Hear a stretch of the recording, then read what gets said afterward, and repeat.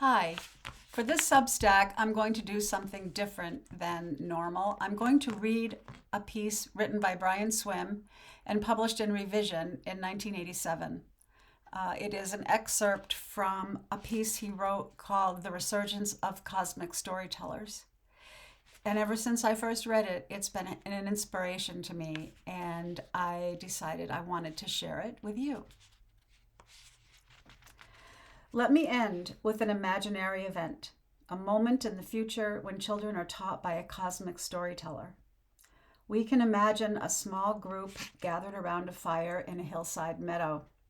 The woman in the middle is the oldest, a grandmother to some of the children. If we can imagine such an event today, we can be assured that tomorrow someone will begin the journey of bringing such dreams into reality. The old woman might begin by picking up a chunk of granite. At one time, at the beginning of the earth, the whole planet was a boiling sea of molten rock.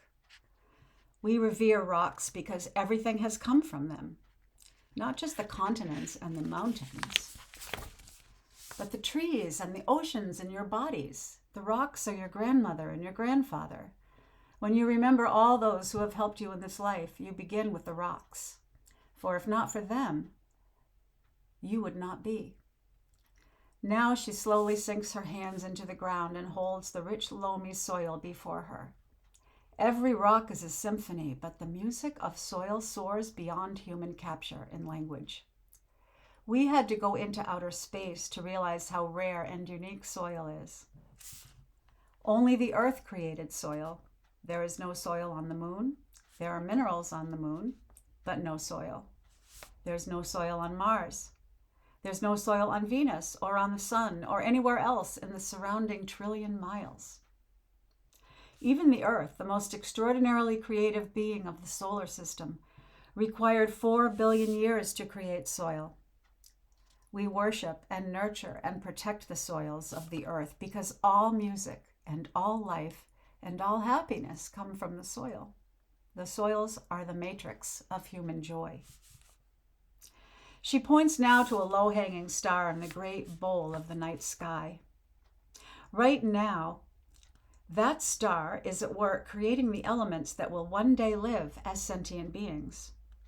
All the matter of Earth was created by the grandmother star that preceded our sun. She fashioned the carbon and nitrogen and all the elements that would later become all the bodies and things of Earth. And when she was done with her immense creativity, she exploded in celebration of her achievement, sharing her riches with the universe and enabling our birth. Her destiny is your destiny. In the center of your being, you too will create, and you too will shower the world with your creativity. Your lives will be filled with both suffering and joy. You will often be faced with death and hardship. But all of this finds its meaning in your participation in the great life of Earth. It is because of your creativity that the cosmic journey deepens. She stares into the distance. In the long silence, she hears the thundering breakers on the ocean shore just visible in the evening's light. They listen as the vast tonnage of salt water is lifted up in silence, then again pounds up the sand. Think of how tired we were when we arrived here, and all we had to do was carry our little bodies up the hill. Now think of the work that is being done ceaselessly as all the oceans of the world curl into breakers against the shores. And think of all the work that is done ceaselessly as the earth is pulled around the sun.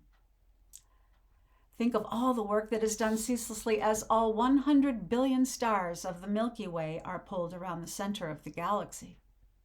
And yet the stars don't think of this as work. They are drawn irresistibly into their activities moment after moment. The earth finds itself drawn irresistibly to the sun and would find any other path utterly intolerable. What amazing work the stars and the planets accomplish, and never do we hear them complain. We humans and we animals are no different, for we find ourselves just as irresistibly drawn to follow certain paths in life. And if we pursue these paths, our lives, even should they be filled with suffering and hardship, are filled with the quality of effortlessness. Once we respond to our deepest allurements in the universe, we find ourselves carried away. We find ourselves on the edge of a wave passing through the cosmos that had its beginning 20 billion years ago in the fiery explosion of the beginning of time.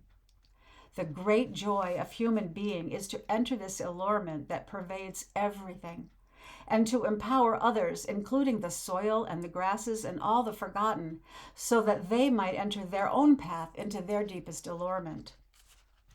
The light of the dusk has gone. She sits with the children in the deepening silence of the dark.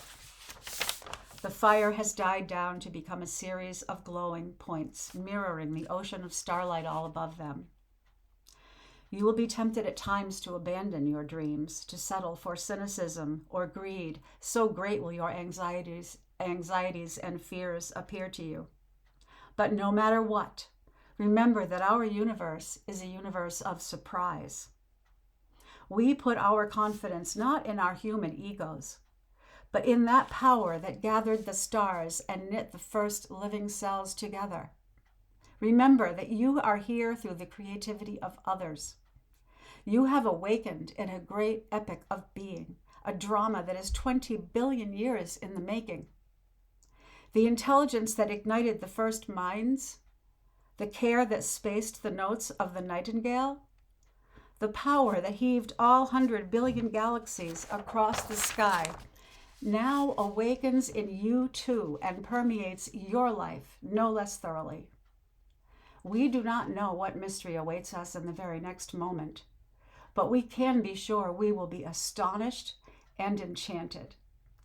This entire universe sprang into existence from a single numinous speck. Our origin is a mystery. Our destiny is intimate communion with all that is, and our common species' aim is to celebrate the great joy that has drawn us into itself. Rocks, soils, waves, stars, as they tell their story in 10,000 languages and 2,000 cultures, they bind us to them in our emotions and our spirits and our minds and our bodies. It is the earth who speaks in all this. It is the earth who tells her story. It is the earth who persuades us to switch our allegiance from the partial to the whole. It is the earth who carries out the transformation from terror to a celebration of life. And her only power is the magnificence of her story.